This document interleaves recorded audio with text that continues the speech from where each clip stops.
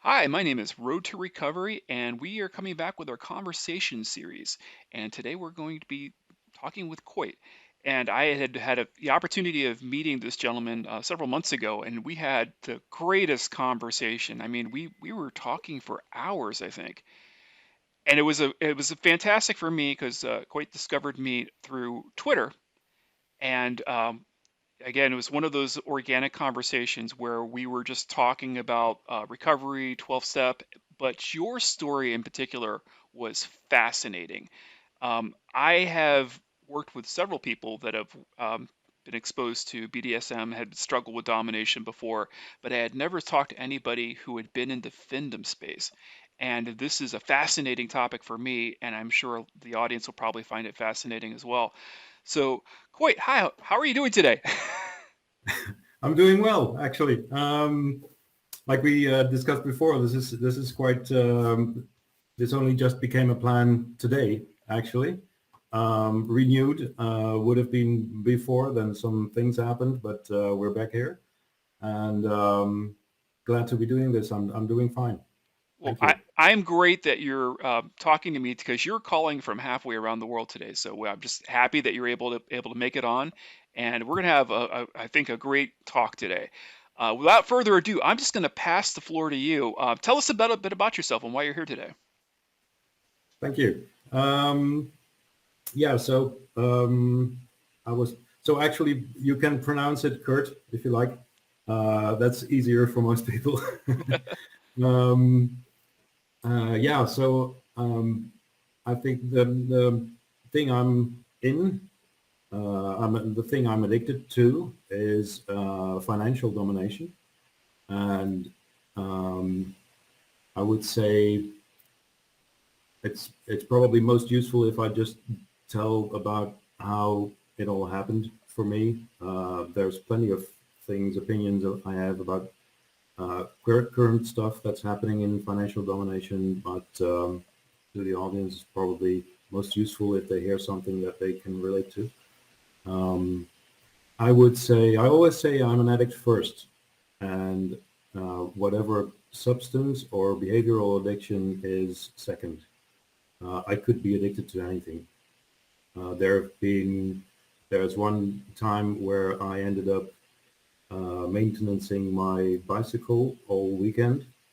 And I realized at the end of the weekend, I'd been numbing my feelings by maintaining my bicycle.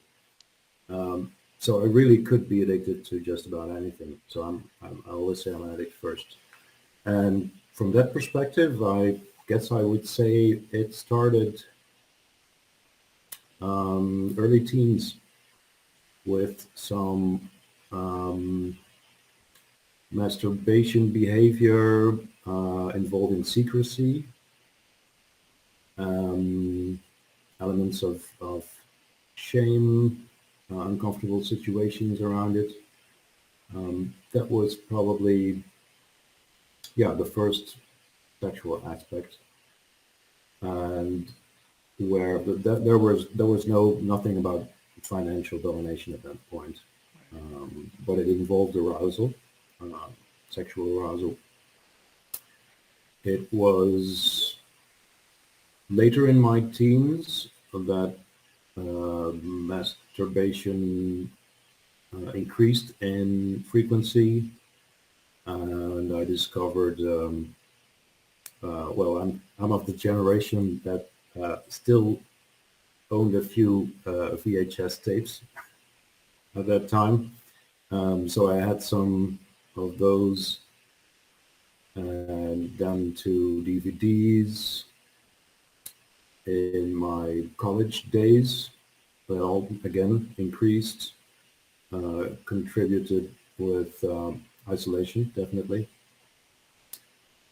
So there's a kind of a steady increase over time with masturbation. And in some sense, I was already in some sense aware that it was sort of out of control. Um, and I suppose I even started fetishizing it in some way, this lack of control over it. then there was still no aspect of findom whatsoever at that time. Then I had my first girlfriend. We broke up. It was extremely painful for me. I'd been trying to make it work for a long time, few months, I think. When I finally gave up, that really hit me hard emotionally, and that was, I would say, not instantly, but it was leading up to all kinds of unhealthy behavior. Lots of sports, that was okay, but then I started using adult webcams. I would have to say I started using them more. Before the relationship, I was already using them. But I came across this webcam model that was quite open about wanting me to stay on longer because that earned her more money. And she was also open about the way I can make you stay on this cam longer is by getting you more aroused, because that will start to influence your decision making. And I think that was the first element that was leaning towards financial domination. It was interesting. So She was very open about that from the get-go, that, I'm going to keep you on as long as I possibly can. She's not even trying to hide it. She just told you straight up what she was going to do. yeah, although not from the get-go, I'd been visiting that cam model for quite some time, and it's possible that she even just sensed it. Hmm. Um, that's possible. But either way, yeah, the fact that she was open about it didn't make it less attractive for me. Quite the opposite. So that was the first thing that was leading towards financial domination. And from there, um, I think there was another relationship in between, and then there were these. It's quite new, I think, at the time. There was a system with text messaging, SMS text messaging, and there were moderators at the other end. There was a company who employed moderators, and these would answer text messages where the client would be thinking they were messaging some hot woman. So it was an adult text messaging service, and actually, well, I will mention that later. Um, was an adult text messaging service, and you would send one text message, you would get two in return, and you would be paying for the two you got in return, like $1.50 per message. Now you can imagine you could be pretty quick sending text messages, especially if you're getting sexually aroused, which was clearly always the goal, to get the client sexually aroused. And that got extremely out of hand. At the end of the month, I got my phone bill. It was well over $300, and I was stunned. Thought, what the hell did I get myself into? This is stupid. This is absurd. I'm not going to do this again. Uh, pretty pretty soon, I found myself using this service again, and that was the first time it was really tangible to me. I'm dealing with something here that I don't have control over. I didn't want to do it, but I did it. It even got as far as me using that text messaging service while emotionally, while crying, actually. And still, these moderators would try to steer the conversation towards masturbation. So that ended up with me simultaneously crying and masturbating. I think that's actually the only time that happened. and that definitely also affected, um, I guess you could say, it affected my neural pathways, because things that are emotionally heavy tend to register more deeply in our brain. So there was definitely something there happening. And just to be clear here, there's at this point there's no domination happening, right? Like the moderator is not trying to demean you in any single way. It's just all sexual arousal. Yes, 100% was all said. There was no domination. There was no power play really. Um, it, there was you could say being used in a sense, um, but not specifically power play. I wouldn't call it that. So no element of BDSM. But from there, I did. I guess on some level, I felt it was similar to a sort of power play because I began looking up online domination, female doms, and I found a website that had a section specifically for money slaves. At that time, other media like Reddit, Twitter, and the like, they were still, how would you describe it? Decent media, social media. There was no financial domination to be found there whatsoever. So this was very niche.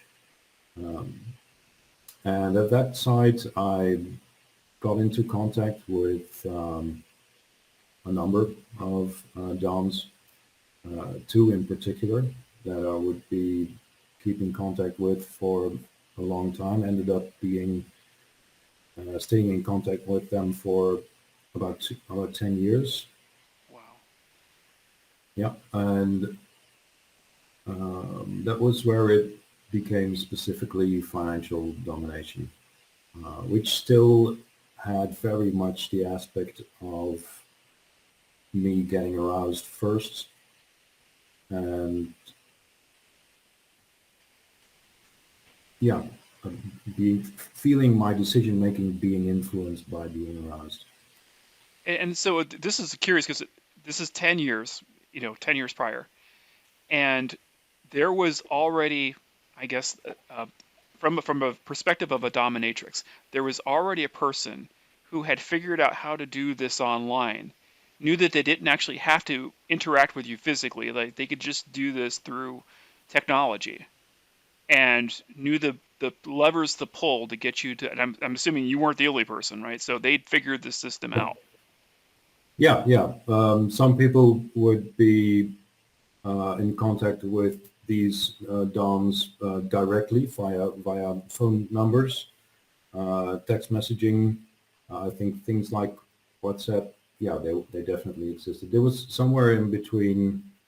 I don't want to be too specific, but somewhere in between 2008 and 2011.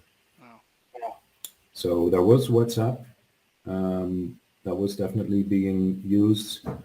I think it was even MSN Messenger at that time still. So whatever social media communication channels are available is fine. As soon as you can exchange text messages, it's possible to do financial domination. If you can exchange pictures, becomes more intense. So and yeah, all kinds of platforms at that time, but not anywhere mainstream. So let me see. Then yeah, that got out of hand pretty quickly. I still used these text messaging services, which actually became illegal about 5 years later. There have been multiple court cases where men lost well over $50,000 on these types of, and it's pretty much like you own a responsible pub. You want to block the people who are not able to drink responsibly, or maybe even more applicable, casinos that bar people from coming in that aren't able to gamble responsibly. So Like, how bad are things at this point? Like, how quickly are you descending into the point of real harm? it was going pretty fast at that time, combined with being in contact with multiple DOMs at the same time. Still, I think I was still using these cam websites. Um, and then there were the phone bills. Um, I should add that I genuinely believe, because it was so niche at that time, to actually call people money slaves and financial domination. Yeah, I do think it was already a term at that time, but just very little known about it. I do feel that most of the DOMs that were interested in it at that point, I feel were were interested because they were genuinely interested in the power exchange, and that money was a vehicle to do that, that they liked, but not in it for profit, period. Wow. Not in it for just making a buck. And I just have to learn how to do this. It's the other way around. I like being a dom. I like doing this kind of power play, and I like if it's with the exchange of money. I do believe in the early stages was quite opposite to what you see these days.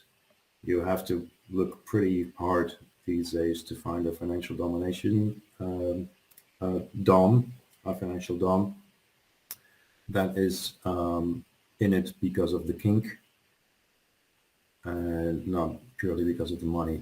Those are rare these days. But at that time, yeah. So all those things combined, um,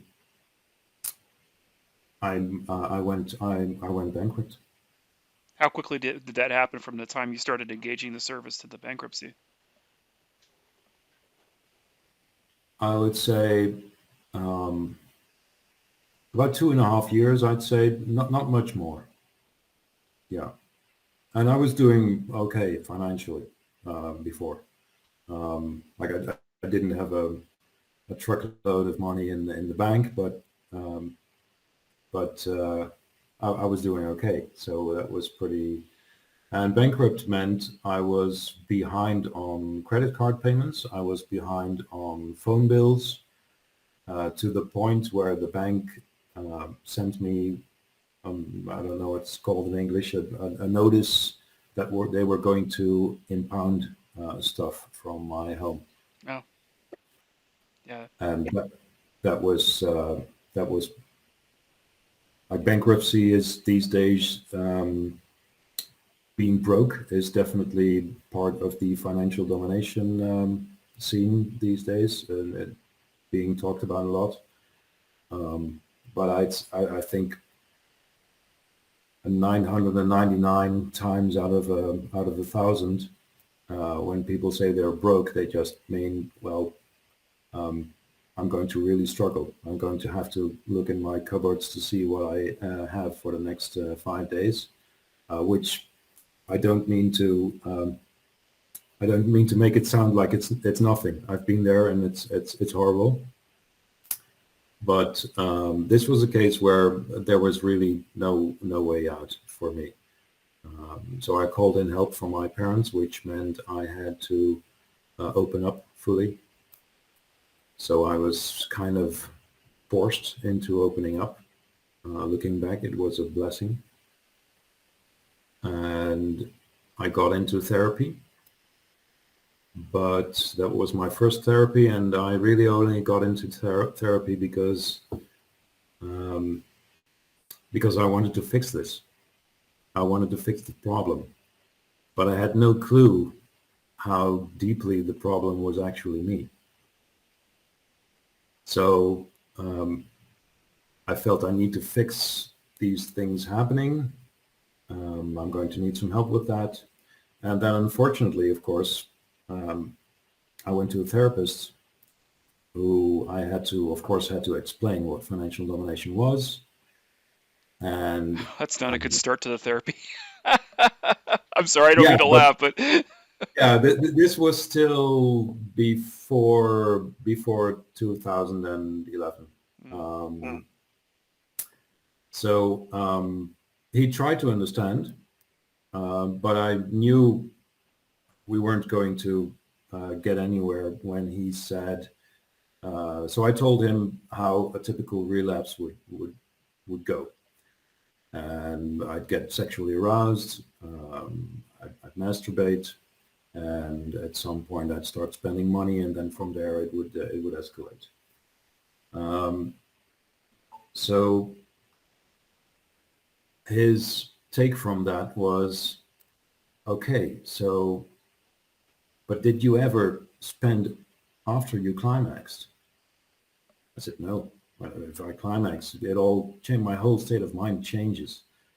Um, okay, so how about you try climaxing sooner so you don't spend? And part of me was going, this is utter bullshit. But my addicted brain was going, okay, we can work with this. So, it seems so rational, doesn't it? yeah, it does. Yeah, unfortunately, it does. And it's among the things that people ask me, do you have any tips and tricks how to fix this? I always hate to bring the bad news that it's not just a checklist of a cookbook of some things I'm going to do, and then it's fixed. Um, so I left that therapy with the therapist thinking he'd done an amazing job, and I was doing great. When in fact, before the end of the therapy, I already resumed contact with these dons. My parents helped me a lot to recover financially.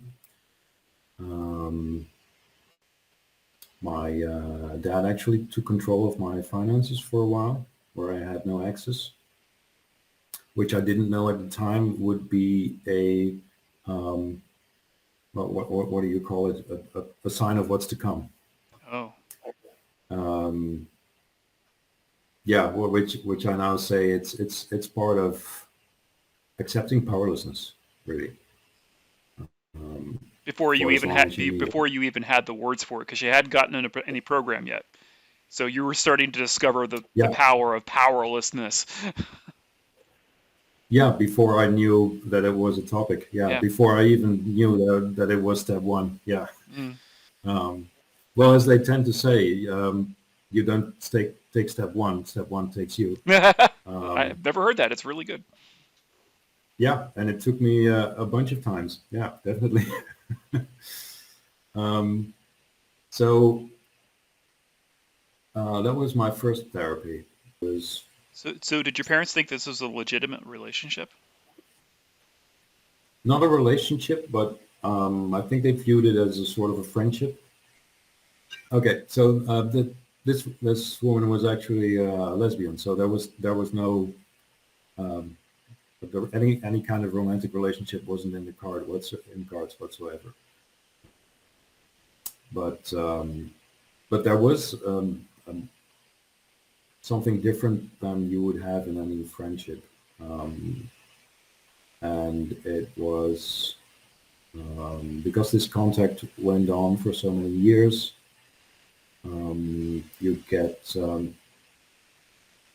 You get really, and I think attuned is the word. You get attuned to the way you do the power play, each other's preferences, etc. Meanwhile, that was still costing me way too much money. I was still spending way too much money. So I had, with the help of my parents, I had balanced my finances out, and I was doing okay. And then gradually that deteriorated again. I started taking out a loan of a at, at first probably $1,000, then amped it up to 3,000, 6,000, 9,000. Every time there was contact with one of these DOMs, and it was one point it was paying for one of their cars. Oh, I was invited to meet the couple, the lesbian couple, to meet them on a holiday actually in Europe, and I did. I I booked a flight and I went there. Stayed for a couple of days. Uh, Drove back here with them, and by that time I was starting to doubt. Um, so you can imagine pretty much daily, or maybe with 1 or 2 days in between, there would be this financial domination play going on. And then in between with messages, um, enticing messages. So I would say in those years I was intoxicated emotionally, mentally, most of the time, from day to day. And looking back, I can see how that totally warped my thinking. Even though she was a lesbian, I was starting to think, yeah, this could be the rest of my life. I could just be the guy who's with two lesbians, and they're not romantically interested in me. But maybe that's fine. Maybe that will be the rest of my life. I was genuinely starting to think that. Um, and then it got to a point where they wanted to have children, and they were looking for a sperm donor. Um, and my name came up. And again, I honestly did consider it. And I don't remember for sure if it was me pulling back, or when she decided maybe it's not a good time for kids. So that didn't go through. And I'm eternally grateful, um, because I might have said yes. And it was actually beyond that, it was actually the prospect of, uh, for the rest of my life, being unable to cut ties with this woman because she would be having a child with my genes. That was that was how warped my mind was at the time. That felt um, arousing, erotic. And looking back, I can see that it didn't feel. It's not the same as if you love someone and you're thinking about your future together, mm, and you have this kind of uh, full feeling in your chest. You feel fulfilled, and I could clearly keep those two feelings apart. The other one, the one I felt, wasn't empowering. It didn't fill me up. It drained me. It felt like pressure on my chest instead of.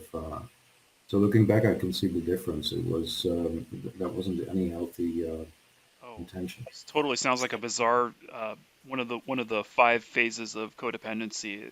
I swear there is a tract that you are checking all the boxes on right now, and it's bizarre because it's not only is this a dominatrix uh, a relationship based on domination, but it's also a codependent relationship based on your, needs to have fulfillment from this other person, but it's not a type of loving fulfillment. Oh yeah, that's really brilliantly explained. Yeah, it's not a loving fulfillment at all. Um, and um, so I've been in contact with literally hundreds of DOMs over time.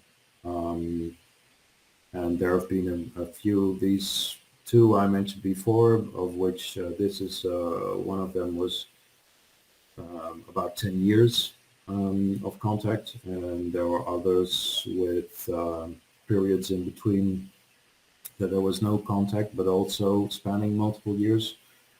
And looking back, it's my honest impression that the ones where you build this kind of bond with,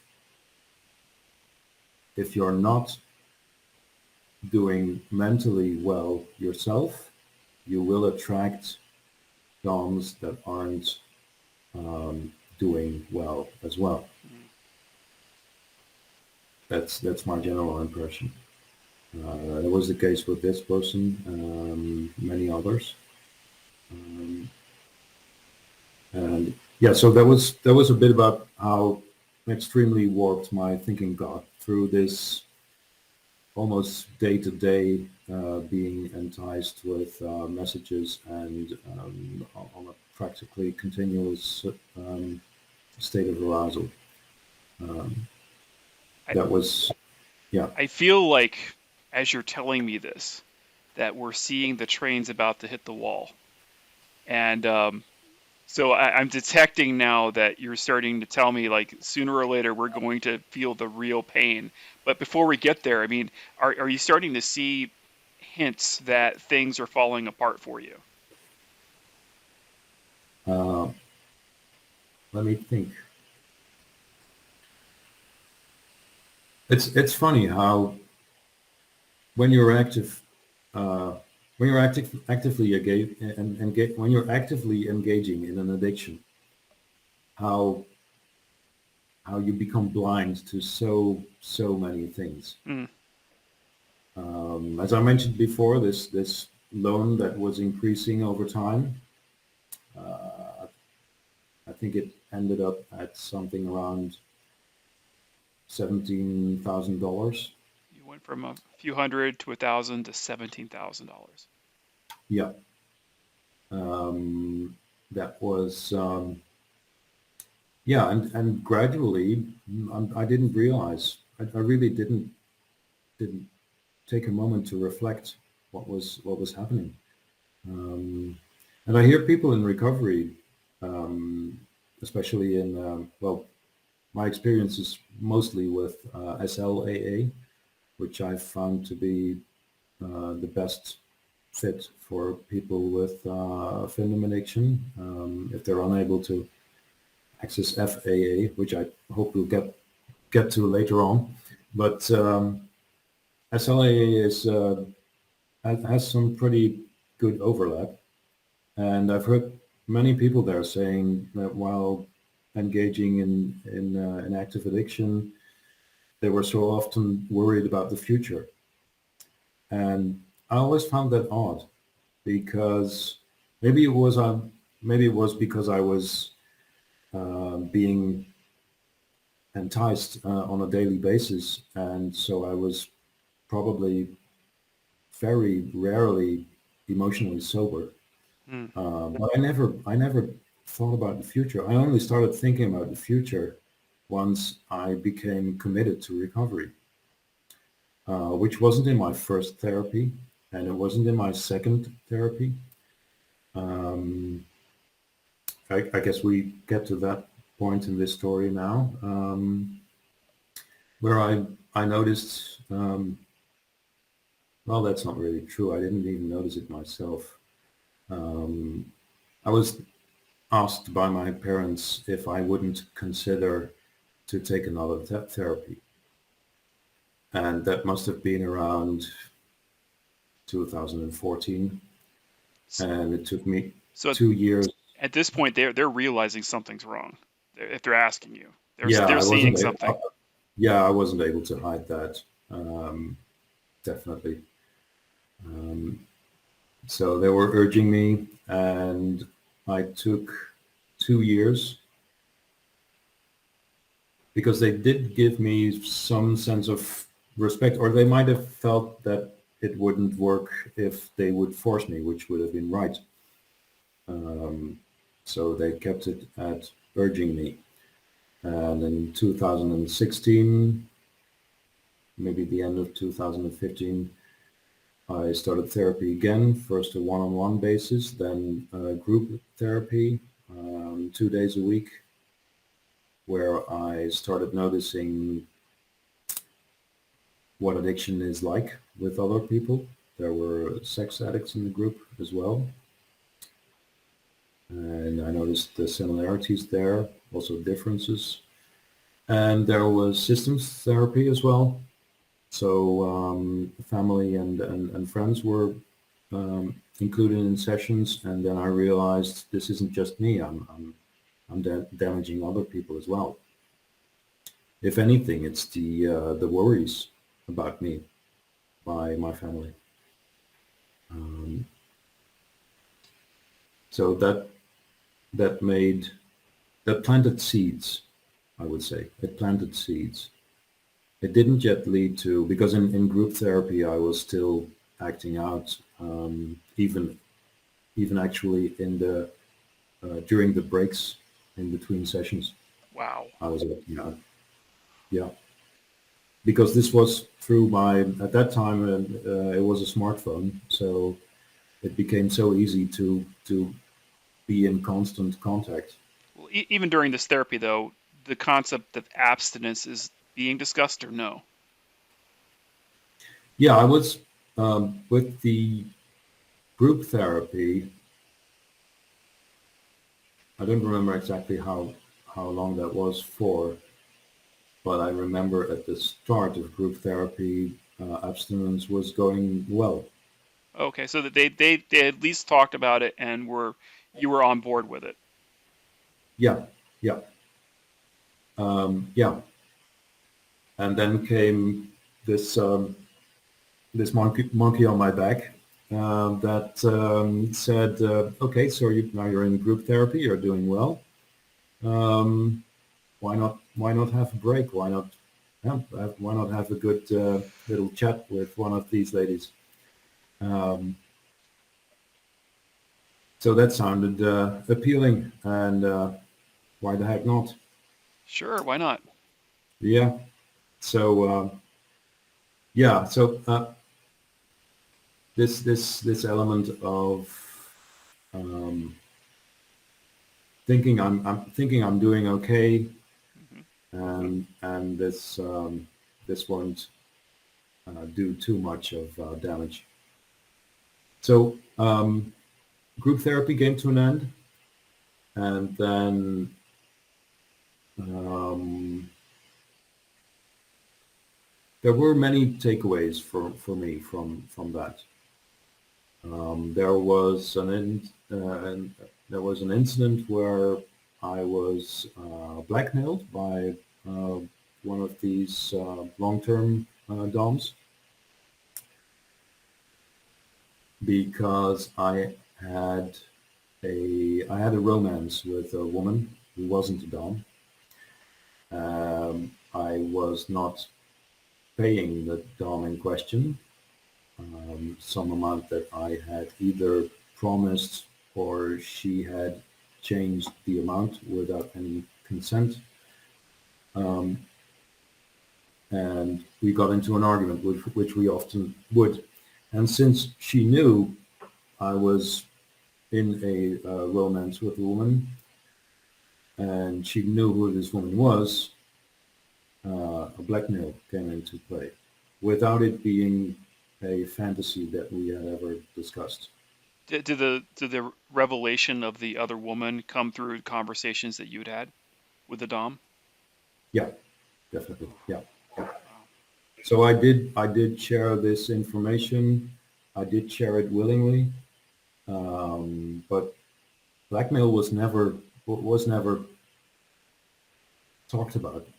It wasn't even labeled as blackmail. It was just basically it was I want my money, and uh, this might be a way I can get it. So it doesn't even have to do anything. It doesn't even have anything to do with domination, really. Yeah, just straight up crime. Yeah. And then I was, of course, I brought this topic to my therapist, and I think in group as well. And I was advised by just about everyone to not pay, because if you pay, well, it basically it will go on and on forever. Hmm. Um, but I thought to myself, I've known this Dom by now for well over 6 years. I know what she's like. She's doing this out of spite, and once she's calmed down, we're able to talk normally until she freaks out again. But so I went against everybody's advice. I did pay, and it did end there, which was good for me at that time. But it was also bad because it gave me the impression that I was able to make healthy decisions for myself, Oh, which I wasn't, of course. right. So, so let's see. Fast forward a bit to I got into a new relationship. By that time, I developed some, again, without it calling the by its name. I never realized that before, but all these things with these DOMs, they were never really labeled as they are um, currently in the findom scene. So there were elements of home wrecking fetish, um, which isn't specifically findom, but it's definitely used in financial domination a lot. There's there's an element of spiritual harm in there, quite clear, I'd say. Um, and many other kinds of things. If you would be able to, if there would be cash money lying around, that would be something you would be told to take, and then they would even hope that it would be found out because the conversation you'd have to have would be interesting for the dom, Hmm. exciting even. Um, so those kinds of elements. After group therapy, there was a while that I still had one-on-one therapy. And when they came at a point where they said, there's not really much more we can do for you. We advise you to continue by yourself attending SLAA groups, Oh, so group meetings. through the word of the group, that's your first contact with SLA, or you discovered it. Yeah, Yeah. yeah. Actually, more specifically, my mental health professional um, forwarded me to that fellowship. Yeah, Good. and that started somewhere maybe late 2016, early 2017, and I've been going ever since. Never stopped. Um, But you're still going to SLAA, but you haven't stopped, or you haven't abstained completely from the relationship, from the femdom relationships. no, I have. You Yeah, had, okay, okay. I was just trying to get yeah, the timeline straight in my mind. yeah, yeah. So I started going to SLAA group meetings, and for a long time it was farcical. I was attending the meetings. I was picking up sobriety coins which weren't earned because I wasn't sober, but I was faking it in the wrong way. Right. I was genuinely faking it instead of faking it till you make it. Um, that was for quite a while, and then somewhere around the end of 2018, a new relationship was blooming, and I realized that this is never going to work if I continue on this path. So I started with the sponsor and made some other changes in my life. And there was a kind of a hiccup when I told this woman about my addiction, which I had by then acknowledged that it was an addiction, Good. definitely.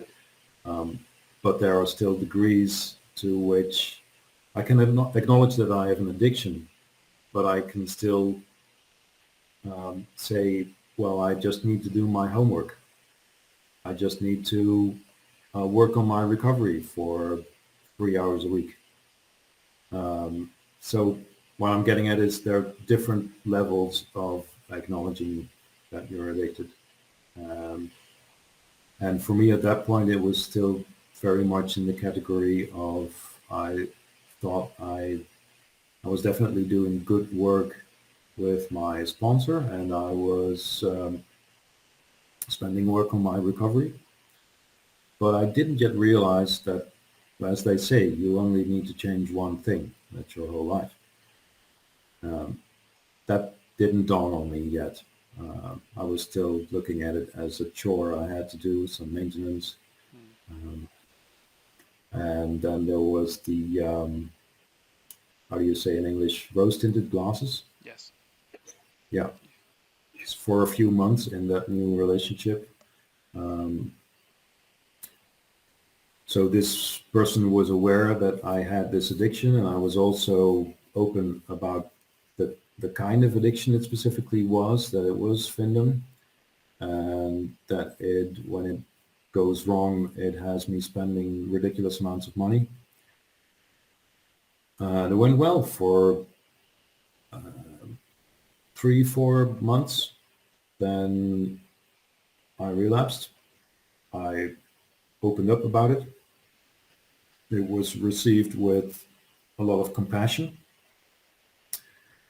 which was both good and a problem because I didn't acknowledge to myself that how serious it was. Mm. I was very eager to be kind to myself, but I wasn't being hard on the addiction. So pretty soon after, a second relapse, a third relapse, and then I started not telling about every relapse that happened. Oh, wow. Um, and up to a point where it would usually be if there was a conflict in the relationship, I guess any typical addict does. That's a moment of distress, and that's where the drug of choice is most attractive. And she would sense it usually. So at some point she asked if I had relapsed, and then I had finally reached a point where the bucket of lies was filled to the brim. There wasn't a single lie I could add anymore. So I decided to be fully open. In retrospect, probably too much, too Mm.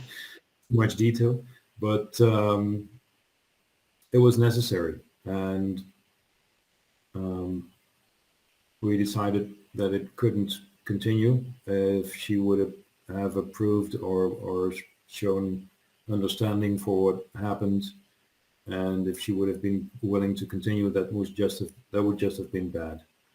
Um, Did your it would have did your been. sponsor break up with you at that point? Oh, that's a good one. My sponsor had actually already stopped working with me about a month earlier for his own personal circumstances, which I told my partner as well.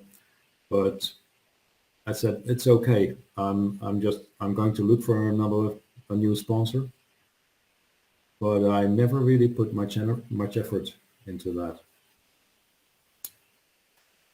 And then so losing that relationship, um, that turned out to be a turning point. This woman I genuinely thought was the love of my life, and that sent me really deep. Um, I got not burned out. I'm not sure what you call it, like a mental breakdown. Mm. Lasted some 2 months. I stopped working. Received a lot of support from friends, and that was also part of the breakthrough, I think, because I noticed receiving this love and warmth and support from my friends. It brought me to tears. And why is that? Because I didn't feel deserving of it. I was being cared for, loved unconditionally at a moment where I was in my deepest, my lowest of lows. I didn't feel worthy of anything, but still these people were helping me. Um, and that was probably also when I started to realize the missing element in my recovery, which was love. Mm. Love for myself, that I have inherent value being a human being. Um, that was definitely a turning point, but it wasn't instant. It was, at first, the emotions were so intense that there was no desire to act out in any way for maybe 2 weeks. And then slowly it crept back in, and I started acting out quite extremely, extreme amounts, but also extremely immoral acts as well. Um, met met with one of the dons. I should probably add, in those years, all those years of financial domination, I've only met with dons. I think I could, using my two hands, that would be the amount, maybe 10 times in total Right. in all those years, except for this one Dom who I saw more frequently. That's true. Yeah.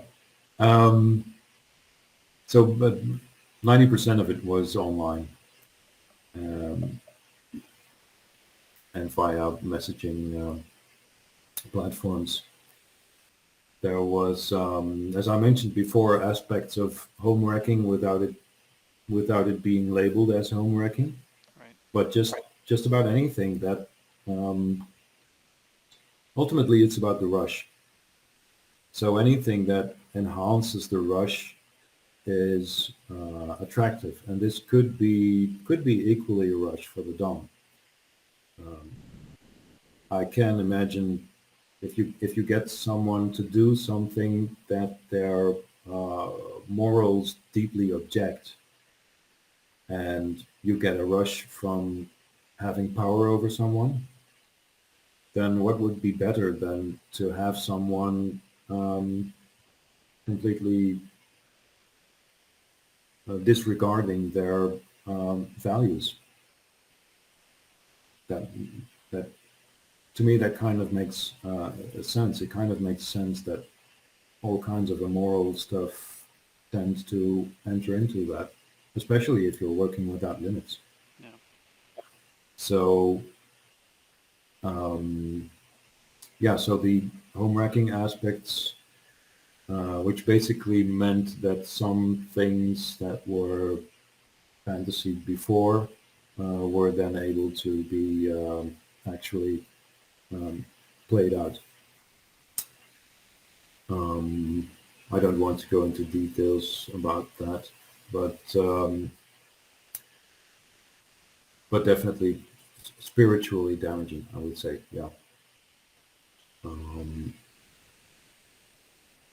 and finally, I got to a low point where I basically felt like I couldn't go any lower. The only way was up, So you hit or you finally hit your rock bottom. yeah, definitely, yeah, yeah. It was either stay where I was or up. There was no. It felt like there was no further down. Um,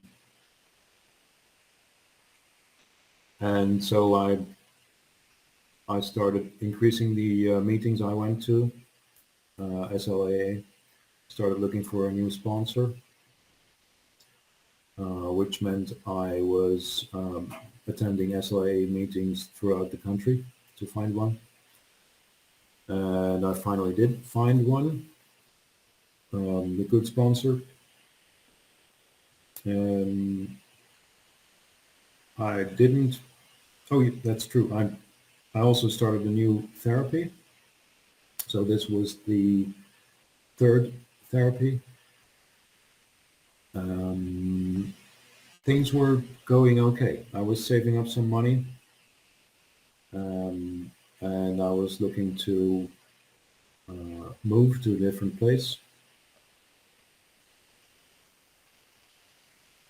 That would actually end up becoming the first time I was living entirely by myself, and just before the COVID lockdown happened,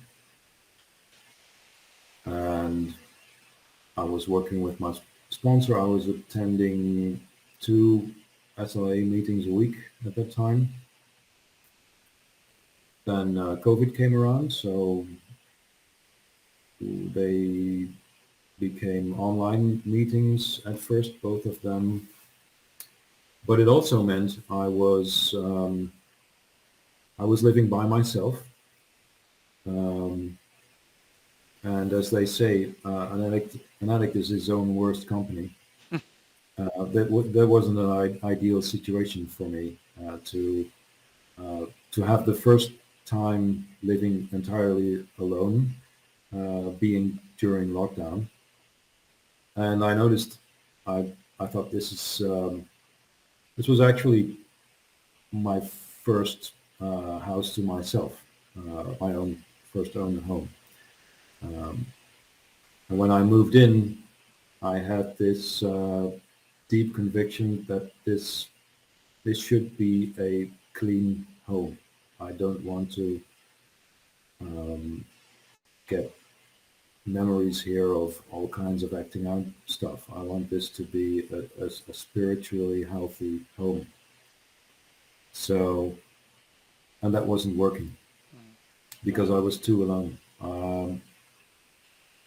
Then someone in the SLA groups referred me to a counselor, an addiction recovery counselor, who um,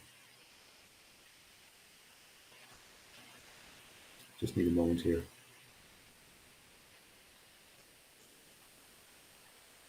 This this counselor was my fourth therapy. It was lockdown, so our first conversation was via a video call, and he started the conversation with two things. One was, "What are you willing to do to get clean?" And I said, "Whatever you tell me. If you tell me I I can't talk to my parents again, I won't. If you tell me I have to lose my left arm, take it." Um, because I really didn't know. I get emotional talking about it. I do find it funny though that somehow I ended up saying my left arm instead of my right. That's interesting. Like there was still some kind of uh, I was still holding back somehow. Anyway, so um, and then the second thing he said was he looked at me and he asked me, "You are in a lot of pain, aren't you?" And instantly I broke down in tears. Instantly. Um, there's someone who You could name a dozen addictions, and he's been through them and clean for a few decades. Um, Self-taught, not any. This was the first therapist or counselor that I had that was working solely of educating himself and really a vast amount of lived experience. And I noticed this was different. This connection with him. I noticed he understood. It's made a huge difference for me. So I cut ties with these long-term DOMs, and that's not once, not twice, not 10 times. It took me a whole bunch of times to cut ties. I had already changed my phone number before then, twice, I think. Um, But now you were and committed. Now you were committed to sobriety. definitely, yeah, yeah. But I had really expected somewhere around the end of 2019 when I did hit my rock bottom. I was kind of expecting some sort of hallelujah moment.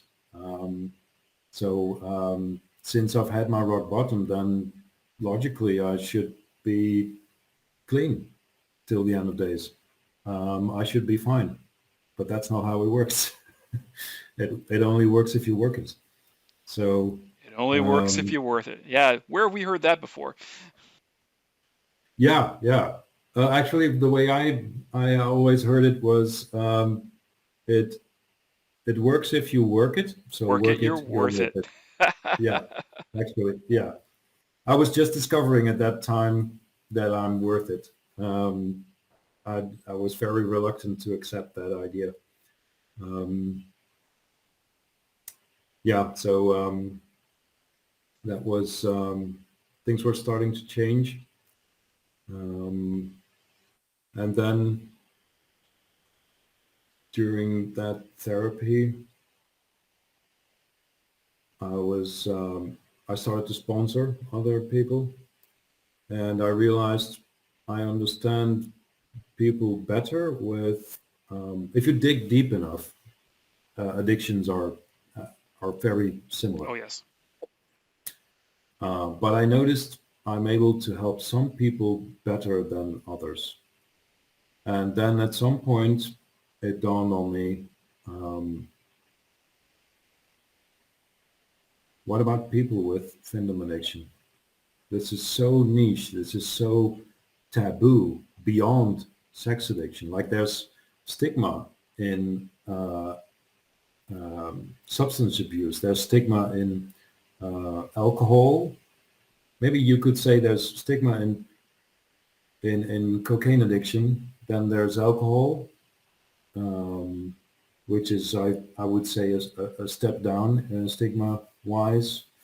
Then there's tobacco, but then you have um, sex addiction, and then even beyond that, in my opinion, is love addiction, which people find really hard to talk about.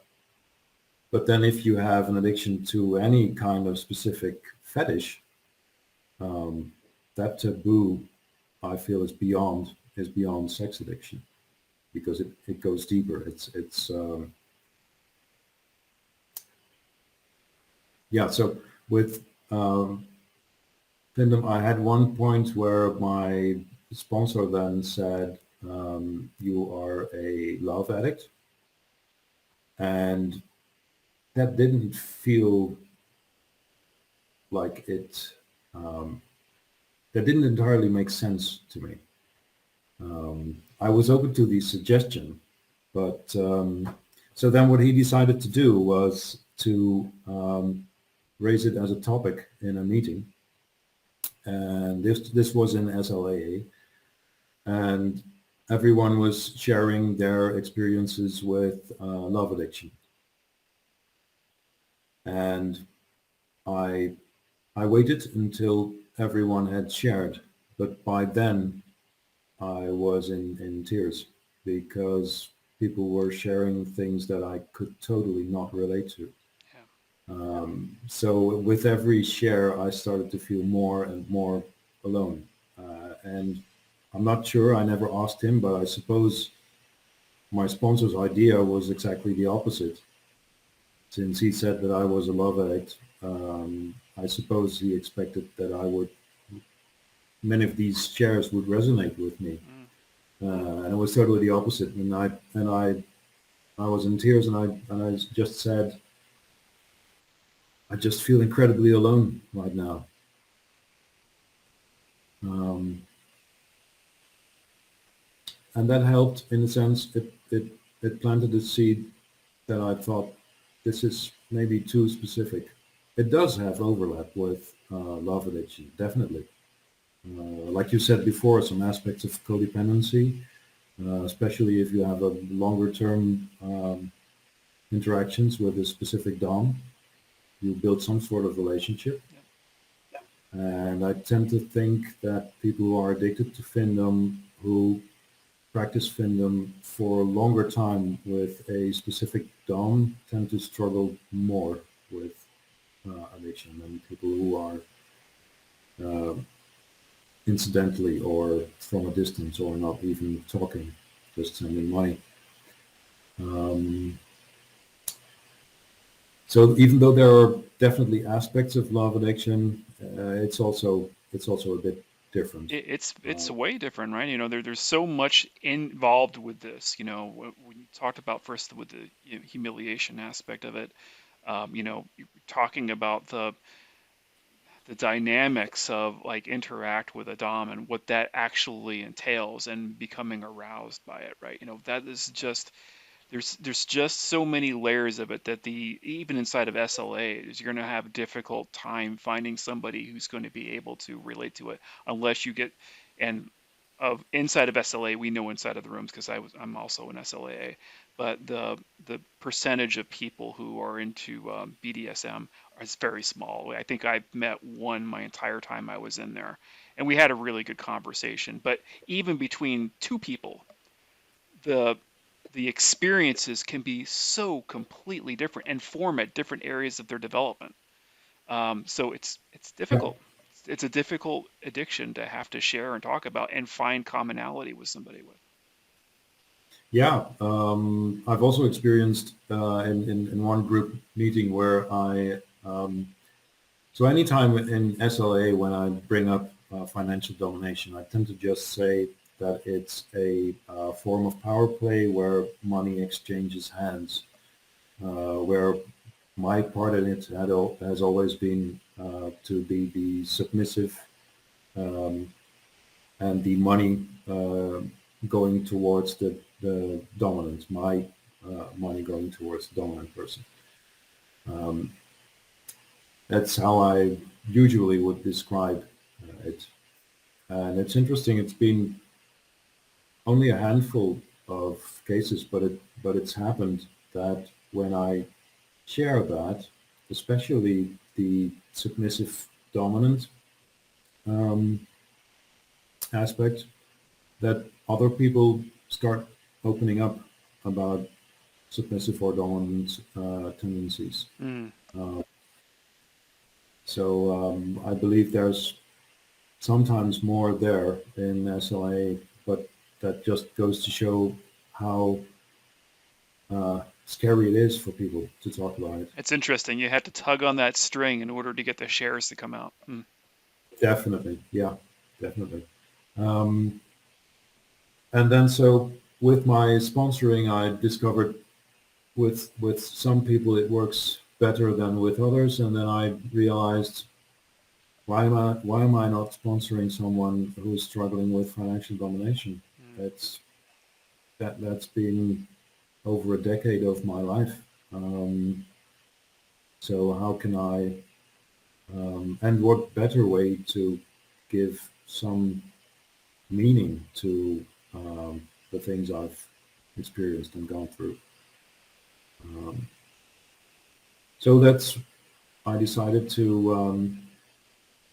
to go back on Twitter, where a bunch of my acting out had been, with an account that was kind of focused on recovery, but not entirely. It was also being me.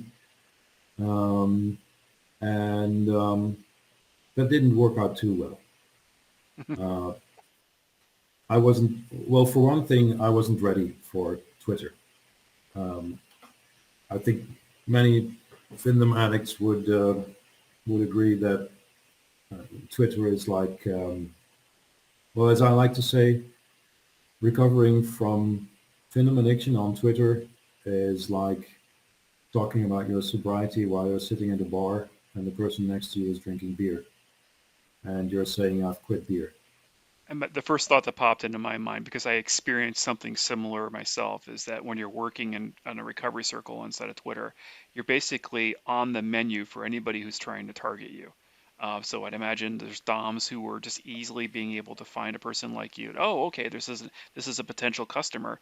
And in my situation, it was like, cam operators and things like that who relentlessly troll for new customers. They just do it all the time. I didn't know that. Yeah. That it Yeah. also happened. I thought that was just uh, findoms who were on the prowl. Yeah, a lot of the people. I mean, they treat it like a business, and they know how to work the angles. And thankfully, I'm Yeah, very strong on my sobriety, so it's for me, it's nothing. But I watched other people getting hunted all the time. yeah, yeah. That makes sense. So that didn't work out too well. On the first try, I just, for one, I just wasn't ready yet. Um, I still was processing a lot of things from my, among other things, from my youth as well. With this therapy, I was going way deeper into stuff than I had before, and um, so I ended up using that account also to act out. So recovery and addiction, it became a blur, and and that's actually quite the funny, well, not really that funny thing about it is that it's actually become a kind of a theme in findom to view addiction as a kink in itself. So relapse is, I just did an experiment the other day where I entered the search term into Twitter for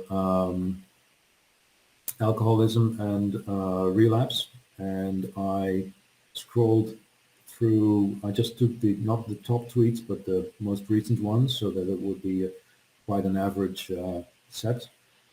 I scrolled through 100 of them, and not one of them glorified alcoholism relapse. And then I entered financial domination addiction relapse. Again, 100 tweets. Only 3 tweets did not glorify relapse. Wow. Now, this is of course not any scientific research, but I think it says enough, though. with Yeah. yeah, with such staggering numbers, there's got to be some amount of truth to it. So that goes to show how the whole idea of um, the whole topic of addiction and relapse has kind of become ingrained in findom um, as a kink itself, which has obvious complications. Um, and so, with that, coming back to that first Twitter account where I got into contact with DOMs, I joined these multiple of these Twitter recovery groups where just about anyone can enter, and you just discuss what's working for you, what's working for you, and it's usually on the level of tips and tricks. Um, it's not. This is the stuff that happened to me when I was young. and this is what's causing my pain. That's of a totally different order. That's usually not happening in these groups. But since I was at the same time also still talking to findoms, and since in such domination play, the more immoral things are, the more intense the play is. Um, it was looking back kind of to be expected, but I was going to mention to some of these DOMs that I was in recovery groups, Twitter recovery groups. And depending on the kind of DOM you have, some find that very interesting. Mm. And I myself well, I wouldn't say interested, but the fact that it had such a it could cause potential a lot of damage, and that should with any healthy thought pattern that should conclude anyone to say, "Wow, this is really messed up." Uh, who would actually do such a thing? But in that state of mind, because it's so immoral and damaging, that just makes it exciting. Yeah. So I let myself be tempted to divulge which accounts were in these groups, and I'm not really sure how it precisely happened, but I'm not sure if I don't think the group was actually infiltrated, but I did share the account names of the people in the group. So that got heavily disrupted. And the Dom that was enticing me to do it was deeply enjoying it. And I had my own fix from this, I should admit, um, because it was just so wrong. And the more wrong it is, the more arousing it is. That's how messed up it gets. Um, so I left Twitter. I focused on therapy again. Might have been around that time when I did the 90 meetings, 90 days. Oh wow, you actually pulled that off? Yeah, well, that became a lot easier because of COVID with the online meetings. I had quite a bunch to choose from. I had my local meetings, at least two of them, so the physical ones, and then, but that was of course all SLAA, and it was I think it was a half a year, maybe three quarters of a year later, that I decided to try Twitter again. I talked about it with my therapist. He was um, he was supportive, but how do you call it? On guard. As he should be. Did you have a new sponsor at this point too? Yeah, I still Okay. do. I still have a sponsor. Yeah, Okay. I currently have a sponsor, a therapist. The average week I attend 3 meetings, and I'm helping a number of people with findom addiction specifically. So I got back onto Twitter, but this time even more focused on recovery. And what's probably more important even is that by then I had done a lot of processing of past stuff through therapy, and I had a quite a different outlook. Um, I wasn't of the previous account. I was also using my hatred against the addiction, which was actually hatred against the addiction. I was using it against DOMs because it felt like if I'm hating on my addiction, I'm hating on who I am, on myself. I was with the previous account, I wasn't yet able to discern those things. With the new account, I was I had a totally different stance. I thought I'm not here to judge people. I'm not here to say what's right and wrong. All I'm here for is whoever needs help, let me know.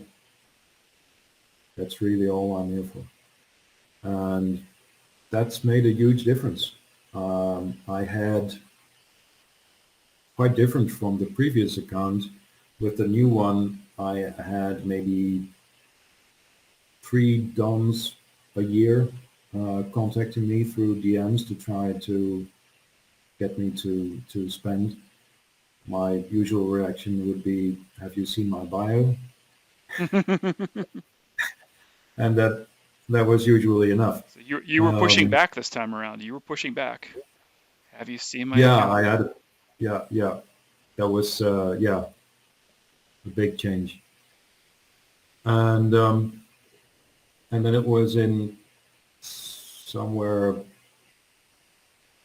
halfway through 2021 that I decided there has to be some better way to do this to bring people together. I wasn't going to do these Twitter groups. I wasn't going to set one of those up because I knew firsthand how those can be disrupted and people can get hurt because I did it myself, keenly aware of the risks. And then I went looking how can I offer people something where they feel they can freely share in a safe space, but it has to be accessible in some way, but it also has to be safe. And I need to find a good balance, especially with the dangers of disrupting such a group being something attractive to DOMs, which is quite different from alcohol. You don't have um, any big beer brand walking into an AA meeting and trying to get the addicts to relapse. That's yeah. So that's quite a big difference between um, yeah. So how to keep it safe but also free for everyone to access. And finally, I landed on making a Discord community where anybody who is interested in who has a so basically I follow the principles that the AA type groups follow. So anyone who has the desire to stop engaging in findom is welcome to be a member. But we do have to put a little bit of a twist on it, being you cannot just let everybody in because then you also get someone posing as a recovering addict who is actually a DOM, or someone saying they want to recover, but they don't really. They just want their relapses to be more intense, which actually happens quite a lot. I am. People that are dipping their toes into recovery, not really to want to recover, but because if they relapse, it feels more intense if they were genuinely trying to recover than to just accept that this is happening. I can't even imagine what your qualification process must be like because it's got to be intense. Well, it's actually fairly simple. You just have a video call with one of us. So far, it's always me, but we have a video call, and there's quite a bunch of people who haven't found themselves up for it yet, and that's fine. But there has to that's really the only way we can keep it safe for everybody else. Um, and it also helps because having had that first call with someone, somebody, you might imagine these are people that usually communicate through text and have, if they've had talks about recovery, that would usually have been in messages. Otherwise, recovery talk would have been with any of the DOMs instead of a fellow addict. So when they do find either the courage or the despair, which would also be good, to accept I have to do this for myself. And they have this video talk. They usually find it, actually not usually, everyone so far has found it to be liberating. That's good. And I imagine just stepping into step one, you would think it would be easy for somebody who's a sub to submit, but it's there's a lot to it, right? That's a good one. Yeah, that's a good one. But there really is a lot to it. I mean, that people say in the 12-step program, it's like step one and step four are the most intense, and for good reason. And not everybody Yeah, understands the mechanics of having to give up to their addiction.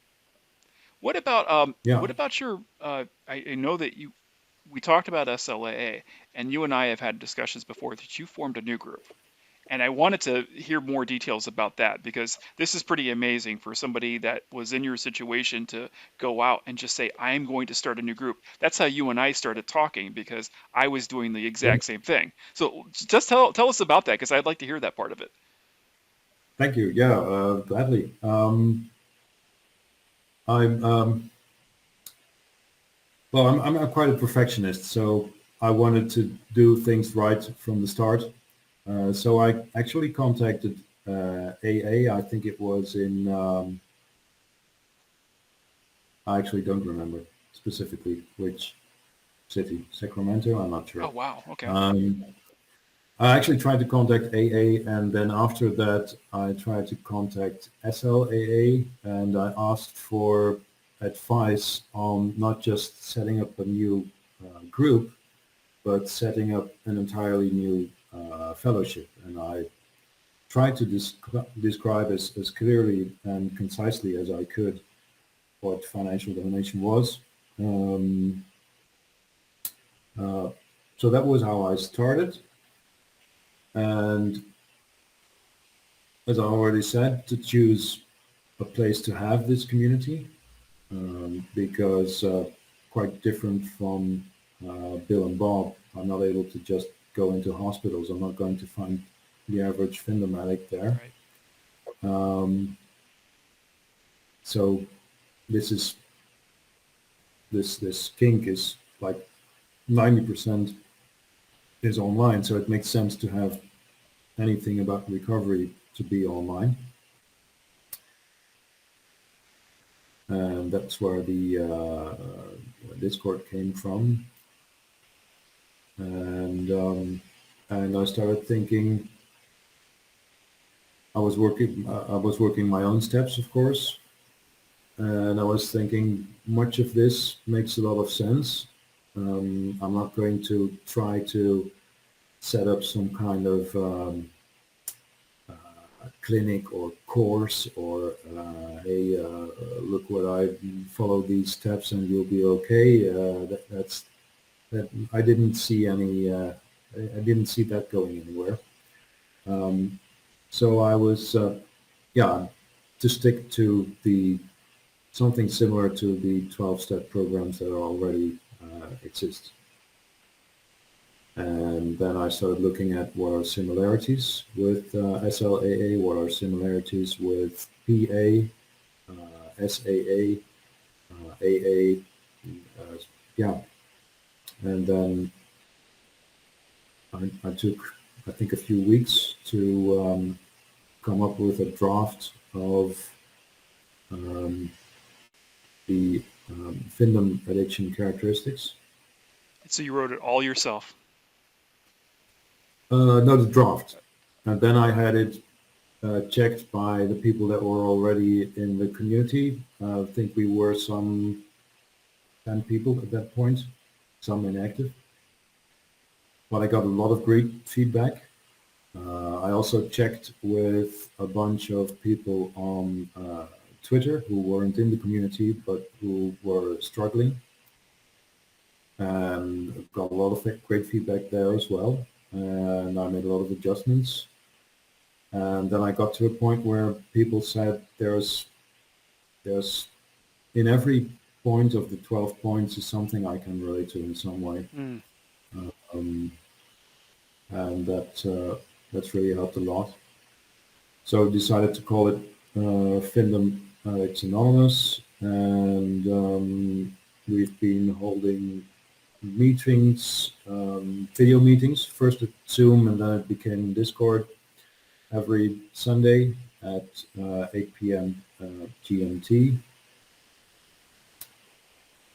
And we're growing and we're supporting each other. Kurt, how does somebody Uh, find out if I got somebody who's listening to us right now and they say to themselves, this is the sort of meeting I need to be in right now. How can they find you? um, they could find me on Twitter, but if if you're listening to this and you are struggling with uh, you're struggling with findom and you're not on Twitter, bless you, don't go on Twitter. Look on Reddit for F20S. That's uh, the hashtag as well. And basically, the F20S is just Findom Addicts Anonymous with 20 characters in between the first S, the first F and the last S. That's basically what it Oh, is. it's 20 So character, 20 characters of the letter F. yeah, Like, in between. okay, So excluding the F and the S is 20 characters. So F20S. I'll find that Uh, and we'll make sure I get a link to that inside of this video so that if you're watching this right now, you should be able to find it in the notes below. I'll make sure I append it to that. Um, Great. yeah, Awesome. Thank you. no problem. No, Um, so that's uh, so that's on Reddit. If you're not on Twitter, good for you. Stay away. And if you're struggling on Reddit, which is also possible to struggle there, um, just let's exchange details as quickly as possible and get the hell out of there again. mm, Um, but I would also add, uh, it's okay to expect it to be a process, um, progress, not perfection. It's it might take a bunch of tries to leave for good. it sounds like it. So And it sounds like you're speaking from experience when you say that. yeah, definitely. Well, as I said with the previous Twitter account that got totally messed up, but also with the longer term DOMs where I had to, this one person that I've spoken most about, um, it was toxic in the sense that even if we didn't try to, uh, even if we tried not to engage in fandom, if we would be talking to each other in a friendly manner for longer than maybe 2 days, we would wind up engaging in fandom play just Hmm. by itself. And that would lead to arguments again. So in the end, she said, if you ever contact me again, I will regard it as you owing me $500 instantly. Hmm. Um, that's that's helped a bit. And one other one is there was a different messaging app, and that's been, I think it's been 3/4 of a year now. Last I had that app, added her on that app. Before that, before that it was countless times of downloading the app again, adding this person as a contact, sending a message, removing the message, deleting this person as a contact, removing the app again, Hmm. and 3 days later, the same thing. And then it was 1 week later, and then it was 3 weeks later, and now it's been well over half a year. It strikes me Um, as you're saying that because where the parallels happen between the porn addiction and the findom is that you have the technology element, right? There's this interaction with technology that is a necessary component. and it becomes part of the process. It gets ingrained inside of the behavior cycles. I've spoken with people where they were so ingrained with their digital cycle that it was part of the weakness. It was part of their powerlessness over their addiction. That the second they interacted with the technology, that would cascade all the habit process that led to them acting back out again.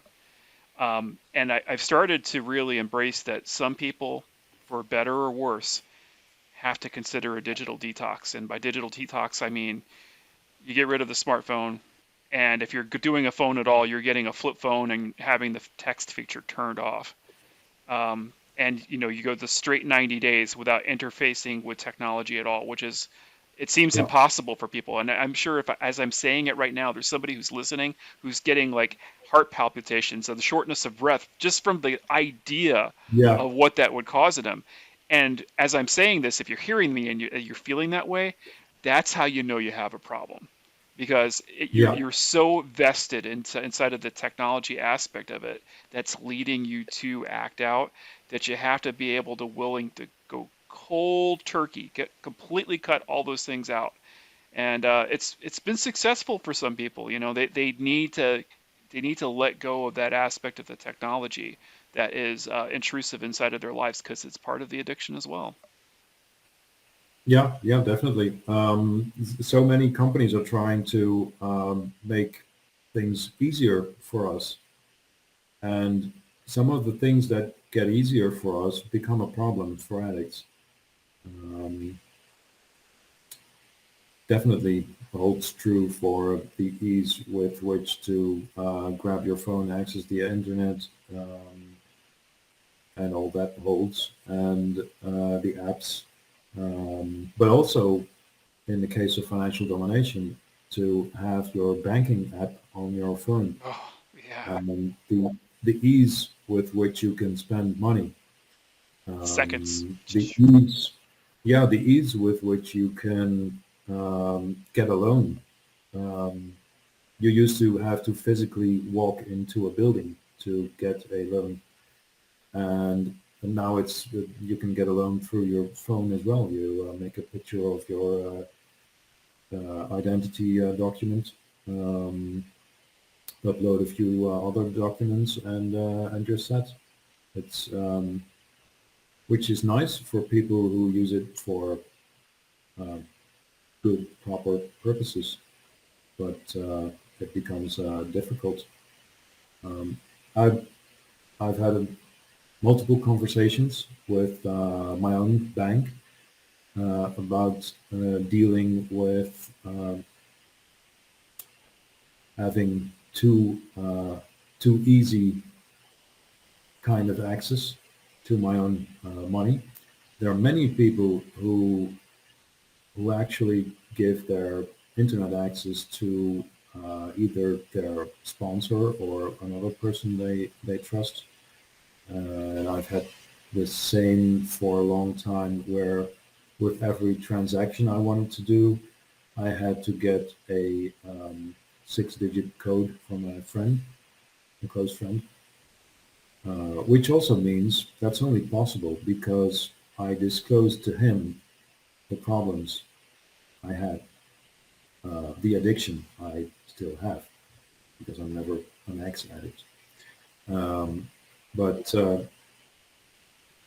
that's also something people slowly discover, to open up to people around you, that the power it holds, being able to get their support, in the case of money, being able to have somebody um, who can help you make the threshold higher to access your own money.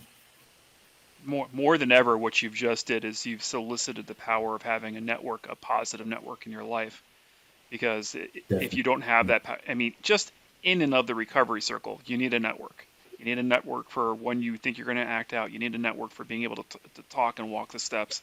But now we're talking about an additional layer of protection for you financially, to make sure that you're not going to make a harsh, rash decision. Um, Yeah, yeah, definitely. I've had an interesting. multiple interesting conversations with my bank. One was by then I had already had quite a few of such conversations, and I was pretty easy about being open about my issues with accessing my money. So I just came out and said, I have an addiction which involves me spending a lot of money, and um, I'm not at the I'm not at the point where I need to be what's the word in English for it when someone else becomes basically your legal Oh, guardian, guardian. yeah. Yeah. I call it So I'm guardianship, but yeah.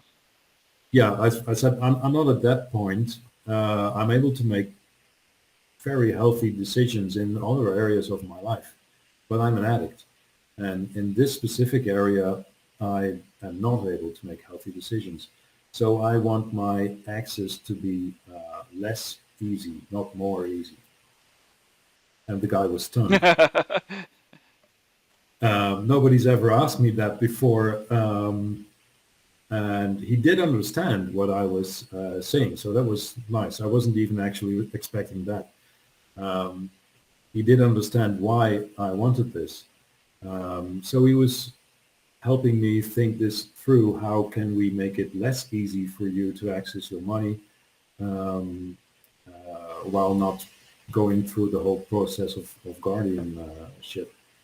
And there are usually a number of options. It doesn't really help to go into detail because it's You need to keep that stuff guarded, people. yeah.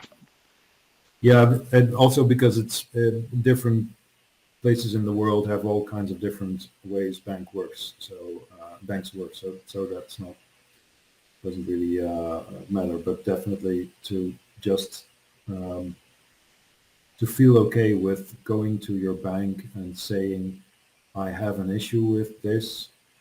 Um, it's uh, it's incredibly scary, of course, and it feels, yeah, it, it didn't for me, but it may also feel humiliating. Um, but it's so liberating in the end. Hmm. The, the less freedom I have in some areas just gives me so much more freedom in the end. Right.